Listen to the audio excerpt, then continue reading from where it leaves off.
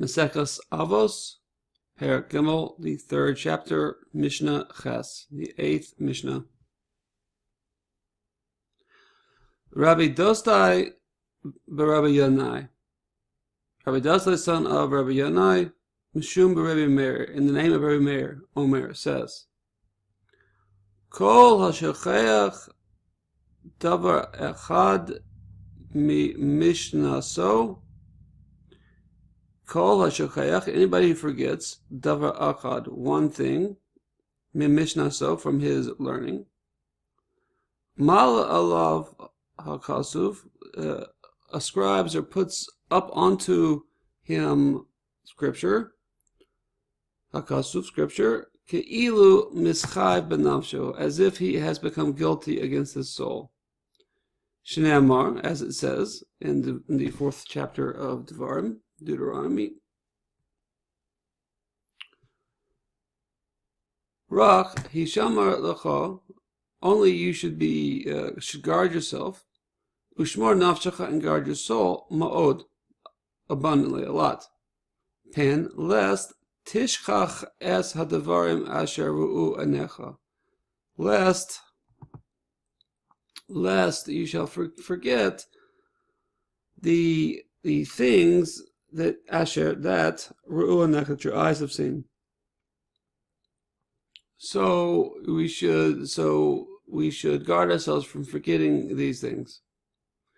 So here, obviously, it means, in Scripture, it means one thing, but here he is taking this verse out of context to refer to our learning. Things that we've seen, we should guard ourselves from forgetting. Okay, so from that, from that verse, Yochel afilu tochva alav mishnaso. From that, we're able to say even things that were too difficult for him, takva alav, too difficult for him, mishnaso, in his learning.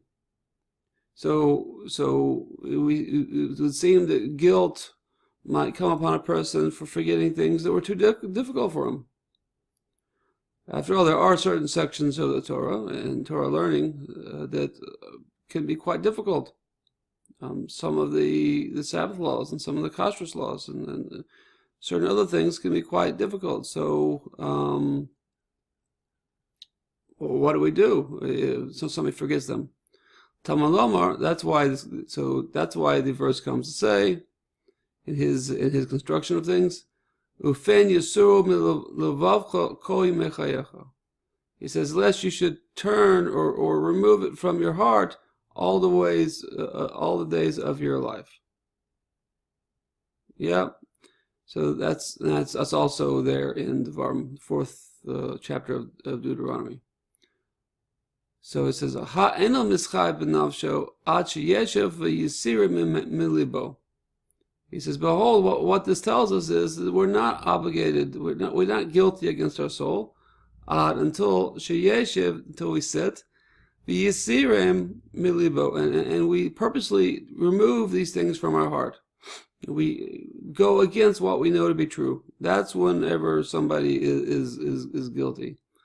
So what he's saying is we forget things all the time that are too difficult. Somebody should not be worried about if his learning is too difficult for him and he forgets some of that learning, certain topics.